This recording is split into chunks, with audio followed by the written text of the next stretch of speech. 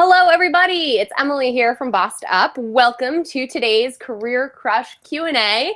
As many of you know, Bossed Up is here to help women navigate career transition and invest in your sustainable success.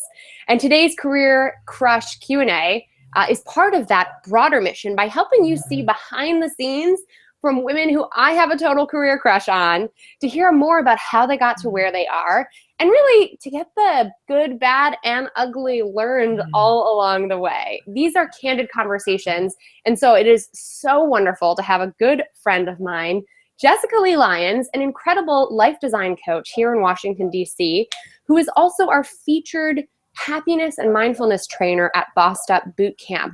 Now, there's a lot more to that story in terms of how we met, but I'm going to let Jess tell you all about that.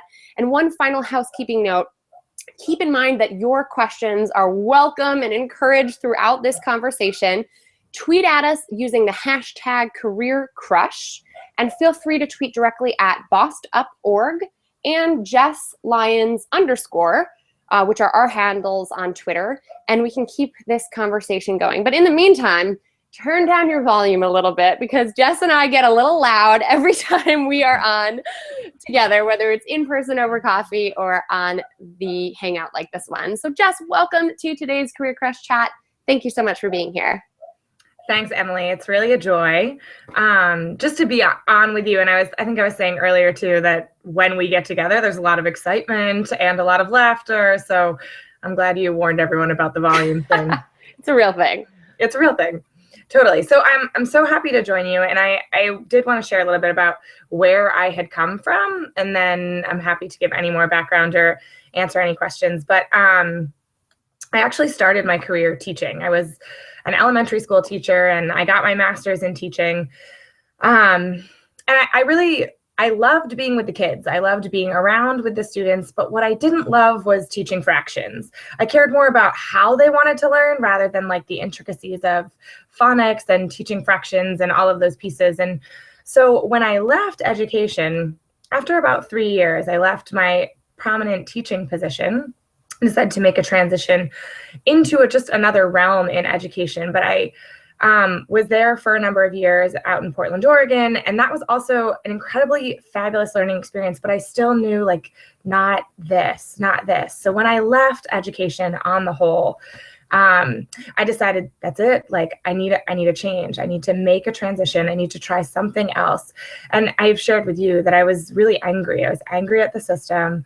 And only because of Bossed Up do I know that I was really looking at burnout. And I wanted something different.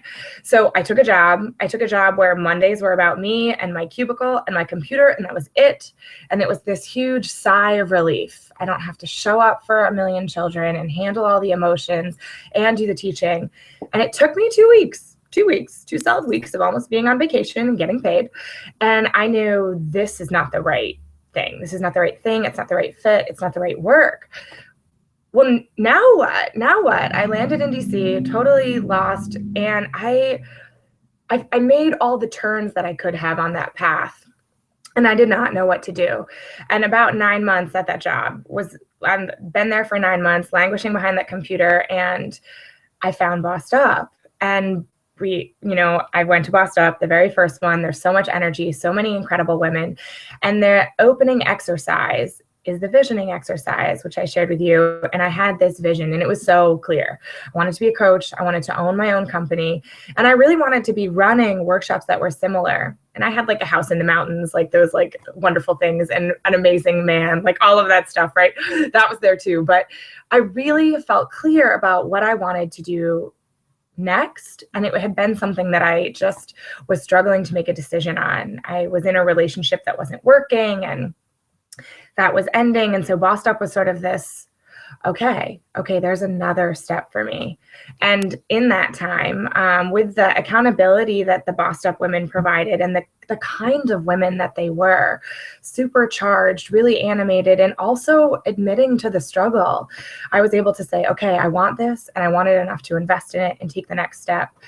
I did. I enrolled in coach training, and now I have my own business. I coach with another organization as well. I have a full practice, and I'm just looking at different ways to share the things that I want to share with the world.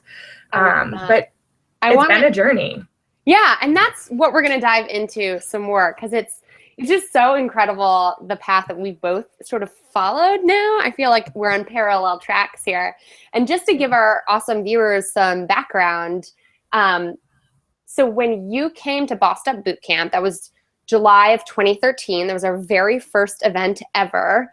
I was in a position where I was like, I don't even know if this is a business model. Like, I don't even know what this is. I know that based on my past 2 years of going from burnt out to bossed up, from a lifestyle that wasn't working for me, a job that was slowly killing me, or so it felt like, to living for every single hour of every single day, that I needed to share that experience with others and replicate it. And so we threw together this program. Not to say we didn't put effort into it. Lord knows it took a lot of time and energy and effort. But like, you were in the front row just sopping it all up, right? I just remember you being so engaged. And of course, everyone there. We had like 100 women from across the country who came into DC for this. And the acceleration that you all experienced in your lives afterwards is what actually gave me the hope and the confidence and the sort of platform from which we could grow this and actually start the business really that we have. And so I have to say, like, our stories have intersected in such a beautiful way that it's really poetic. And it's like, I tease you for being touchy-feely sometimes, and I say that I'm the data-driven research junkie, but I'm kind of emotional about how we came to be partners in this journey, because it's powerful, and I'm so proud of what you've done since then. So I don't want to bogart the mic here. Tell us what's happened since boot camp. So I have to say one other thing before. One is, I've had this experience in a couple of different realms, but I want to say that your ability to cultivate and create community, and I've shared this with you before, was so powerful that when I left boot camp, I wrote down 3 things, and I can't remember the third, but I wrote down, at the end, you look at what your goals are. And I wrote that I was going to run a marathon because I was signed up and I wasn't training. So I was like, shit, I got to get on that. And I was going to sign up for coach training. And I really can't remember the third one. Was it travel related? I honestly, it's like, actually, oh my God, I'm going to pull up my notebook in a second. I have it. It's right here. I'm not joking. But a week after, I was like, oh, I still haven't run. And I was like, I am not going to go to this accountability check-in in 4 weeks and say that I did not make any steps. And so I literally signed up for my coach training program, dropped a couple thousand, and was like, I'm going to pick a training schedule and get started. And those 2 things were like, yes, I needed this community. Thank you for the cultivation. And the second piece to that is just, I was like, this woman is freaking radiant. I don't know what she's doing in life, but everyone that came was incredible. I want more. What do I need to do? Awesome. I love it. And so what did you do? Because you came in knowing that you had just made a career transition that wasn't working for you. And that can feel like, I've heard others say this, like after a couple of those transitions, you start to feel like it's you and not the work. And you could internalize that and spiral down in shame and guilt and do nothing about it. And that sucks, right? But that is a viable option for many of us. And then the alternative was, at boot camp, you clarified your vision, you left with a roadmap, you had your action steps. It's been what, 2.5 years since then? Almost 2 years since then. So how exactly would you give us the sort of like the first 6 months post boot camp? What did that look like? And how did it feel to really be self-actualizing in that way? Well, so I can tell you the third thing that happened. I said I was going to run a marathon. I said that I was going to sign up for coach training. This was not the third thing on my list, but what had happened, I broke up with my boyfriend right before Bossed Up, we moved out. So I was homeless and needed a new place. So I had just moved into a house with 4 other people. The next 6 months looked like I'm committed to running. And since I'm training for a marathon, that's a lot of time. I'm committed to coach training. Sometimes I was up at 4 a.m. listening and participating to the calls that I needed to. And I was going until 10 or 11 at night. Like, I was running both ends while I did the training piece. I decided to keep my job, which was soul sucking and very toxic. But I knew that I wanted that stability. And I decided to be fully present in my home. Mm. The people that I lived with are incredible people. And what I wanted was to learn and practice life with people that were amazing, creative founders of organizations. Like, that's who lives here.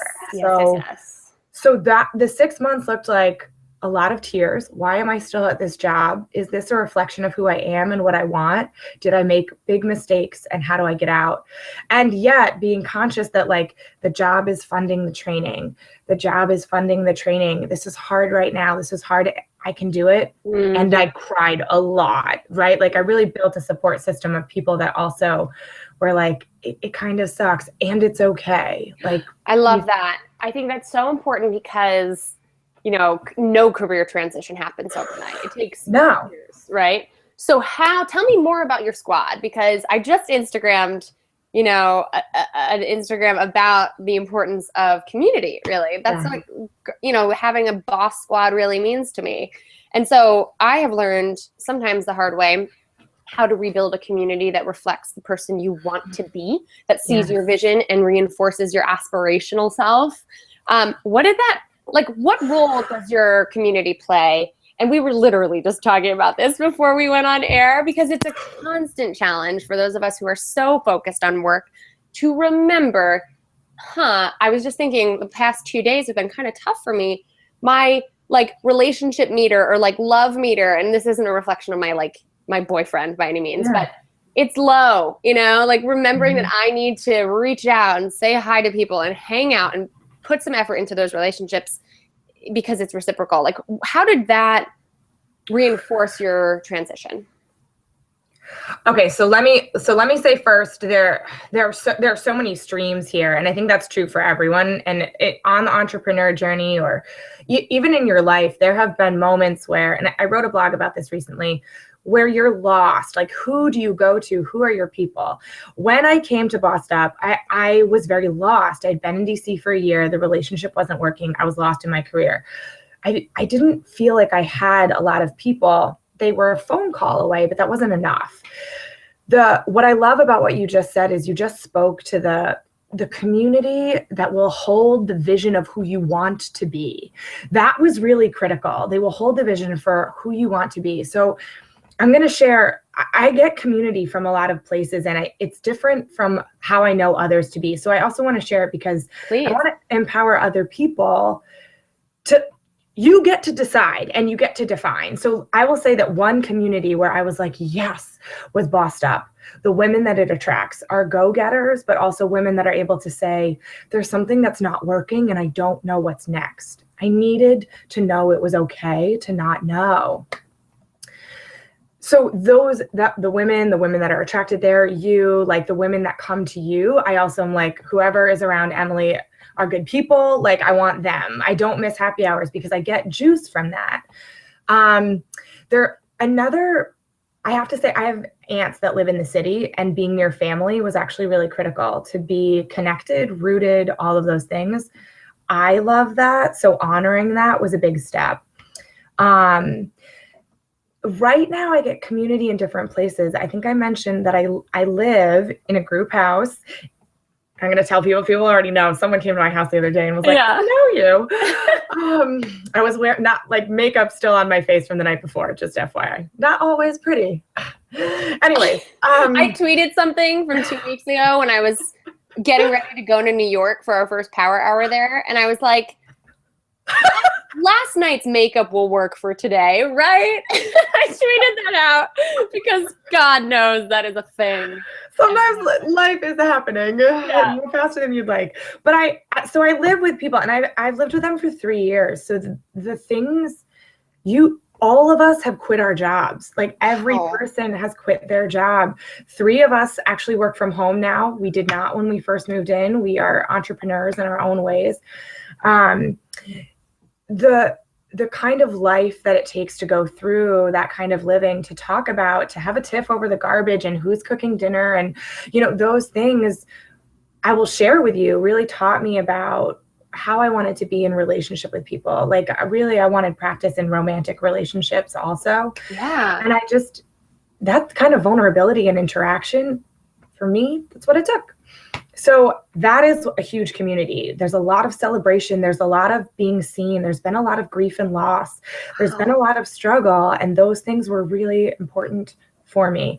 And I am happy to put you in touch with the community because there's actually an entire network in Petworth that's all group houses and they spend time together. So really great. That's so interesting because I'm reminded of how, I think it was the Washington Post that's been breaking stories about this, but we were there. Millennials are all up in the group house living business, right? Like, yes, the American dream of owning your own house is not for a lot of people. Right. And there's a lack of community in IRL, right? Like in real life, where people want to, they're actually building structures here. WeWork, the co-working space, is building the first ever like We Live spaces where it's micro living, communal kitchens, and startup space all in one, because your viewpoint is not alone. Like you are totally in good company when it comes to people who admire the community that is gained from group living.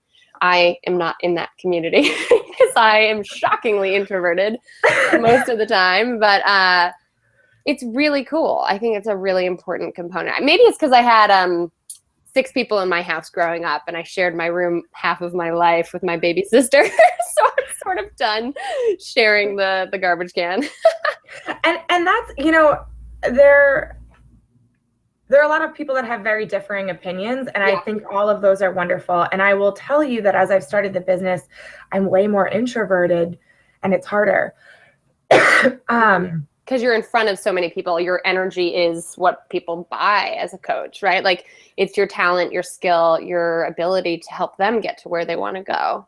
I mean, I was in a job where no one spoke. They didn't care how you were. And if they did, maybe they'd ask you by like 3 p.m. So, you know what I mean? Like I wasn't getting any interaction. I really needed it in this work. And you know this, that like we're around a lot and I love that aspect, but it means I'm less present in my home. It means I'm less present for the dinners and for cooking and for the dinners that turn into late nights and debates and those kinds of things. So that has shifted, but I want to also share another community that I got a ton of support at, and I'm very clear about this, like Bossed Up women hold my vision. They accept me as I am in all of my excitement. And there's a lot of give and take. The community where my coaching got solidified was the Inner Glow Circle. The thing about coaching, particularly coach training, is that there's not a lot of business background. So you either need to go in and get a business background from somewhere else, or you need to have come with it. And I just didn't have that. And so I was struggling in the business for a while. Go ahead. Tell me that, because I think so many of us are like, I want to make my passion my profession, and we're told you just need courage and a killer smile to do it. And granted, at Bossed Up, we're not an entrepreneurship training organization. We help you get clear on your vision and figure out what action steps you need to make it happen, and beef up your assertive communication and let you be the boss of your own life. But you're right, like that is not business training. So what were you struggling with, and how, I would say, what did you learn? Like, what are the top couple of lessons learned the hard way or the easy way? And it's great to hear the Inner Glow Circle is that kind of an amazing resource for women. Okay. Well, so top 3 lessons. The first one, which is not business related, but so crucial, is to know and trust your voice. And you and I talk about this often, like really speaking your truth is how you own your power, right? So what I was afraid to do was share that I actually get a lot of power from group house living, because I thought people would judge, like, well, that must be a financial situation. And so how could she be living successfully if she's living with other people? And so I was not sharing that, like, this is actually how my life works. These are the choices that I've made. This is how I feel powerful. And owning that. When you can do that, when you know this is my truth. And even, like there's a tension in growing. So when I was doing coach training and I was working and I'm in this job that's a terrible fit, and I feel like I'm being inauthentic. I felt like I was being inauthentic, and that must mean that I'm not powerful and that I don't know my own truth.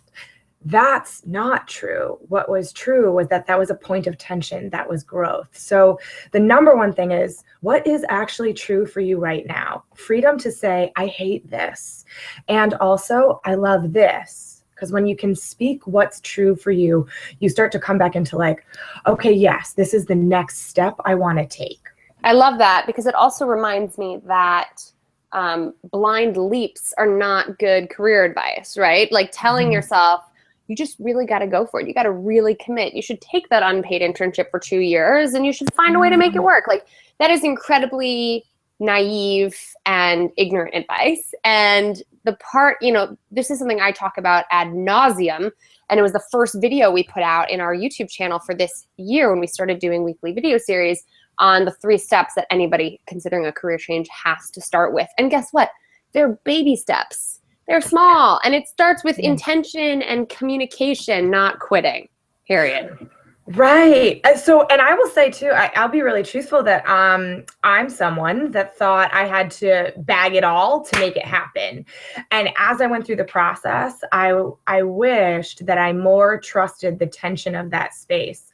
I have to actually stay here for a little while, right, and be a little bit secure as I grow. That I will know, but maybe it's not yet. And I was a total torture. I'll just like torch that so I can't go back there. Right.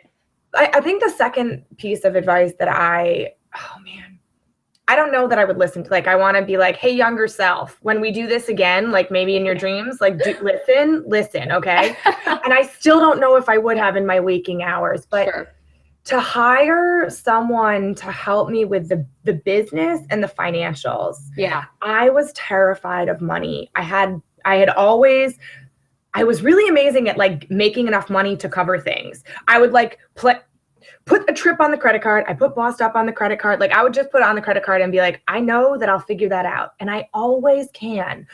But planning for it, saying I want that and I'm going to go after it, what do I need to put in place, was not the thing that I did. And I also didn't hire a coach when I started my business. Life change. Once I hired someone and it was like, there's someone I can cry to. There's someone I can be like, I'm failing, or I'm going to do this hard thing, or I'm going to do this scary thing, or like, hold on, I got this. Watch me while I do it. Yeah. Right. Like I needed someone that was my dedicated go-to to support me. Yeah. And I did not honor that in the beginning. And it reminds me of when I hired my bookkeeper. It's kind of like, know your weaknesses and be serious about dealing with them, because you can't ignore shit that you are not personally positioned to own. You know what I mean? And finding ways to pay for a vacation or pay for an investment in yourself means you can find ways to pay for other people's help too. And yeah, I just want to zing on that, because I think this is changing, and I love this, particularly people that tune into Bossed Up. I'm like, yes, there's this dichotomy that we grew up with also. You got to do it yourself. You got to figure it out. You got to be an independent woman, and you got to, like, before you're worthy of love, before you can be in a relationship, before you can start your own business, you have to do it yourself. Right. Not true. Not true. But I think noticing the signs, right? Hearing you say, I was worried about the books, right? If worry is just a road sign, and that might point to that you need to look deeper in yourself, or that you actually want to ask for support there. We're not taught how to ask for support, right? Think about elementary school. No, I can't tell you the answer to that. It's on the test, so you just have to figure it out. That's actually not always a powerful place to come from. So asking and letting someone support you, I think I have seen the most growth. I've seen women just transform their business by being in a practice of asking for support and getting supported. Totally. It's amazing how the world responds to vulnerability, to someone being like, I think what prevents a lot of us from asking for help is an internalized sense that people are either born with or without the ability to do whatever it is you're trying to do. Like, oh, I'm either CEO material or I'm not. And when we start looking at struggle, at failure as feedback on the road to success, on that long-term endeavor, then we can see this whole process as the learning opportunity it is, and lean into that discomfort, right? Understand what it feels like when you have to admit that you can't do this alone and that it's not a reflection on your capacity. It's not a reflection on you as a human being. It's just learning. So I want to share a story about that because, so first off, I know about this particularly because you recommended Carol Dweck's book on mindset, right? Growth mindset versus fixed. Yes, love. Right, okay. So when I moved into my group house, there was a particular person that was just so playful. So I was telling someone this the other day. He would look around the kitchen and he'd be like, potatoes, garlic, onions, and peppers. And he would look at it and then he'd start pulling spice out and he'd be like, what do you want to be? What do you want? And I was just like, what the hell is he doing? You know, like I'm sitting on the couch just like, what? How does anyone cook like this? But what I want to say about this is in watching him live, I never could have lived. He was a founder of a couple of organizations in DC, actually. Super systems guy, but also super playful. And what I witnessed was him, he would fail. Things, the ingredients didn't all work out, but he would add a couple more spices and a little bit more. And he wasn't afraid to fail. He was able to be in the process of it and be like, well, what do we have here? And I think that kind of ability, you know, on the days when you end the day and you're like, shoot, that did not go how I wanted. I'm not sure. That wasn't close to what I thought success was, right? Like, well, what did we learn here? What, you know, like what, totally. What would be the spice that makes it a little bit better? Like those kinds of questions, I think, keep you moving forward. It's like a healthy detachment from success and failure, right? Because the highs and lows of entrepreneurship are pretty extreme. Like you said about how you talk to your coach, you needed someone to cry to and someone to be like, watch me work too. Because that's what starting a business felt like to me. It was like, woo, one day, and then I can't get out of bed the next. And, you know, if you have a healthy detachment and you don't internalize that success as being inherent to you, born on this planet, and this is a direct reflection of your value and worth, then it enables you to do the same thing with failure. You can sort of distance yourself, say, we, the royal we, what do we have here? What are we learning from this? You know, and say, like, there is a lesson. My self-worth is intact regardless of the outcomes of my business. And you're right, that kind of experimental approach sounds like a great business founder to me, right? That's the lean startup principle in practice of saying, like, figure it out as you go. Let's try some stuff. Let's see what works. And then sorry, I wanted to say one thing. I actually give clients this for homework sometimes. The way to be an experiment with life, the way to release yourself from success and failure is A, to have your bossed up squad on speed dial. And I just want to be clear to everyone here, like you are, I will call you and leave you a voicemail, right? We don't always talk, but I get to say like, oh, that was horrible. How did this happen? You left me the best voicemail ever yesterday. Yeah. And I mean, we were just saying before this, like one of my challenges is that I need to reach out more when I need it. I think others can relate, but go on. Sorry, you were talking. Well, the thing that I was going to say was I tell people to go to improv. WIT and DC Improv do intro classes that are free if you don't want to take the whole 8 weeks. But I will tell you that I've had clients walk away and say, I learned so much about play. I learned how to release. I learned how to not let it be about me because it was going to shift in the next second. So if you are someone that feels afraid, if you are someone, and me, and when I like, the reason why the business suffered for so long was because when I made a mistake, I mean, I'm an A student, I'm a good girl, I'm a people pleaser. Mistakes brought on big shame, like big shame. And so it was debilitating. It was debilitating. You just reminded me that right after Bootcamp, correct me if I'm wrong, you performed in a story sharing workshop. That was the third. Oh, that was it. Yeah. All right. Yeah, I forgot about this. I can't believe we haven't talked about this because in a while, frankly, but I just remembered I saw a video of you learning in concert with others and then performing a story that was awesome, by the way, about a bear or camping experience or something, right? It was totally memorable and amazing. And getting up and doing something totally outside of your comfort zone, that courage trickles over into every other part of your life. And it reminds me that when I started Bossed Up, I had the courage to start Bossed Up because I had invested in my health again. I was playing competitive volleyball for the first time in 5 years. I was running a half marathon for the first time in my life. And I was feeling confident in my abilities in other arenas in life. And that confidence trickles right over. So tell me more about this story and how it led you to Story Bowl to your new, what is it called? I'm so sorry. Soul Speak. Soul Speak. That's it. Okay. Tell me more about that. Definitely the arms. I'm going to do that for a minute. Yeah. Okay. So interesting. I forgot about this. I signed up for Bossed Up, and I also signed up for Story District's Storytelling 101. I don't know if this is apparent, but I'm Italian. We literally are like moments of joy come around the kitchen table. It's awkward if you come over because you don't know the stories, and we will be like hand banging and like laughing so hard we're clutching ourselves. And these stories, like, we've heard them a lot. There's no reason for this, but I signed up because I was thinking improv, and then I don't know, didn't pull the trigger. I wanted to tell a story on stage. So I took the training and I told this story. And let me tell you, I stopped after that one. I was so terrified to get on stage and so excited.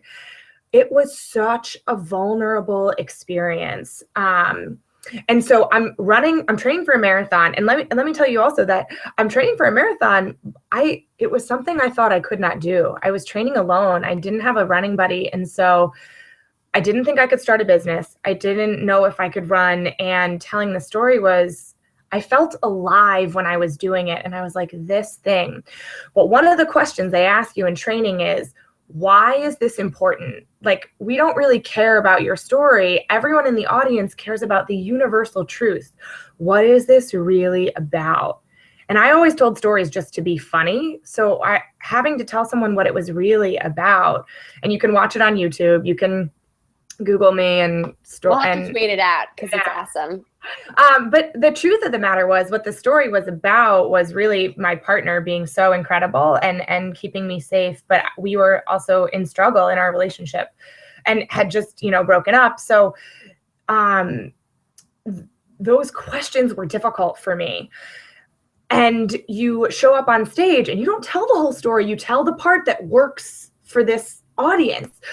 So what happened for that, and what I realized in the business, I'm not being truthful, or I'm only telling parts of the truth. I don't feel whole. I don't feel authentic. Soul Speak was born. I wanted a place where I'm coaching people on life. I spend a lot of time in emotions. I spend a lot of time in emotions that are not perfect, and I am not always perfect either.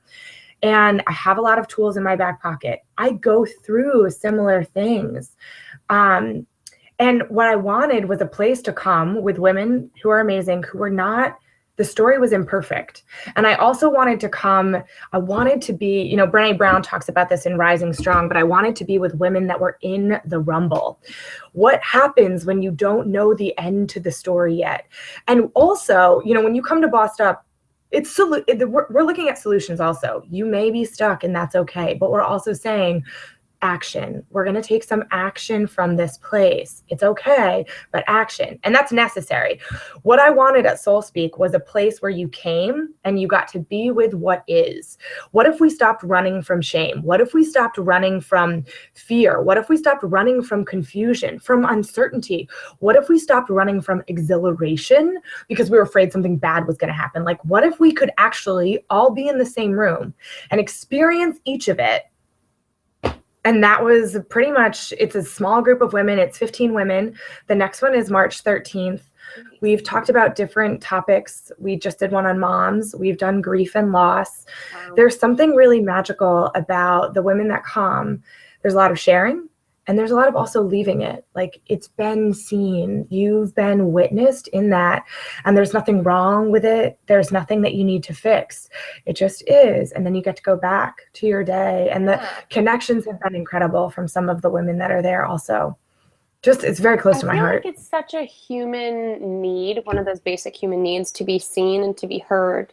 And for certain stories, that's a hard thing to ask from others. Like, where in society do you go to be heard when, it sometimes can feel like that's not a story we want to hear about, your guilt, your shame, your whatever, your pain. And so it's beautiful that you've created a space through Soul Speak where women can do that. That's awesome. So where can they find out more about you and what you're up to these days? What are your, I mean, I'm asking you a million questions at once, so feel free to take whatever you like. But what are your hopes now? You know, if you were to go back through Bossed Up Bootcamp, set a grand vision for your life, think about your next steps, like, we're all on this journey, right? I don't think anyone's featured on Bossed Up's webinars to talk about the finish line, right? So where are you headed? What do you love about what you've arrived at as a business owner, as a coach, and where can women learn more about working with you? So I just want you to know, I just wanted to be like, oh, let's talk about this. This is so juicy. Right? I'm gonna get so pumped. Okay, so I'm going to start with if I could go back through Bossed Up and then where you can find me and connect. Totally. If I could go through back through Bossed Up, one of my childhood dreams, which is in the workbook, was to write a book. And it actually feels like it's really simmering under the surface. And my goal for the end of 2016 is to write that book. At least the first one. And like, let's see where that goes and what that's like. But there is a lot that I just want to write right now. So I want to honor that. My other dream for this year is to actually take Soul Speak on tour. My desire was always to be able to travel, visit the people that I love, and just build tribe. I look for tribe every place that I go. Who are my people, right? And God, to share story, to share joy with people that we don't know and with women that we do know. I want to be a part of that. I want to be able to create that living room experience with other women. I want us to teach each other on this. How do we love fully? How do we show up fully? So those are my two big dreams. We should seriously consider going on tour together. I'm just going to throw that there because I know like this is a very public way to start brainstorming together, but that's how it happened. At Bootcamp, I just emailed the whole list today. We're going on tour. We are taking Bootcamp to New York this year, to Boston, back to Boston, which is awesome. And then we're hosting power hours and all kinds of fun public events in Seattle and up and down the West Coast and in Austin, because I'll be speaking at South by Southwest this year. And so seriously, we need to talk about a coordinated campaign to take these messages on the road. I love it. But y'all better, stay tuned because something is starting right here, right now. Yes, I love it. Let's meet in some really amazing places in DC and start that brainstorm. If you are interested, I do want to just share the place that I rock right now that I really love is what happens when you're lost. That was the hardest thing for me to find when I was in such transition. I just was like, I don't know how to get clear. I build internal compasses. Like, how do you build that? How do you create that inside? That's my jam. So if you're confused, I'm happy. I'm your person. I'm really good at that. If you know what you're trying to transition into, I can help you with other people that are good at that. Yeah, that's awesome. And what is your website? Because I'm thrilled that Jess is one of our featured bloggers. She's one of our featured bootcamp trainers. So you can find her all over the Bossed Up website. We're also co-hosting our Power Hour this month here in DC. I'm so jazzed about that. I can't get enough of you this month, obviously. Galentine's Day is just our jam, clearly. So when is that? February 18th, I want to say. Power Hour is coming up. It's free. It's open to the public. You have to register online. Check out our website, bossedup.org/events. You'll find it there. And you can personally hang out with me and Jess and share a drink and cheers to your bossed up self. And Jess, your website where they can read more about the work that you do and all that good stuff. JessicaLeighLyons.com, and Leigh is Leigh. Nice. To be tricky. And you can just email me, jess@JessicaLeighLyons.com. Love it. I'm so excited. Well, thank you so much. Is there anything, if you had to leave us with one last piece of advice, especially for the lost boss, because I think a lot of us, a lot of our ladies come to boot camp because it is a structured weekend for work, love, and wellness to be on the table all at once. But I'd say, from the research we've actually done internally, 50% of them are there because they are a little bit lost and looking for some guidance. And 50% of them are there because they're getting ahead, right? Because they're self-assured help seekers. They are people who are always one step ahead and trying to plan and plan. So what do you say to the folks you primarily work with, the folks who focus in on and creating that inner compass, like what is one piece of advice that you would leave them with today if they remember nothing else?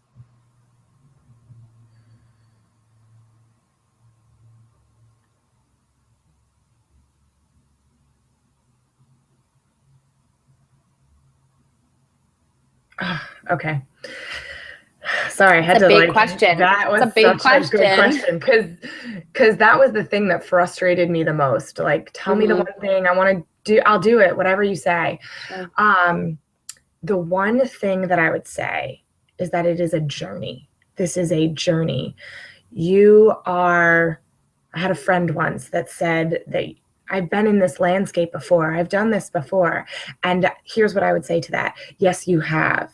And you will be here again. And perhaps on your next journey through the landscape, you will see a road sign that you didn't see before. And perhaps on the next journey, when you come through again, you will have more tools and it will feel easier. Or perhaps on the next journey, you won't have the tools, but there will be someone to lean on.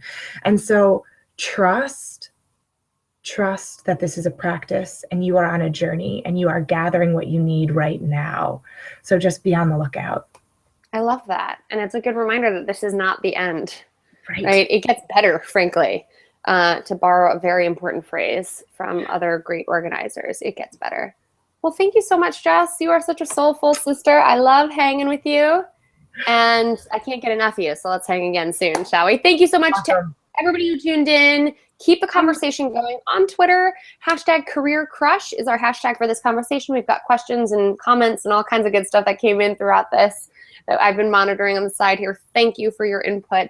And this conversation can continue onward. So hit us up at boss.org and at JessLyons_ and keep bossin' until next time. February 18th. Ciao. See you at Power. Bye. Thanks, everybody.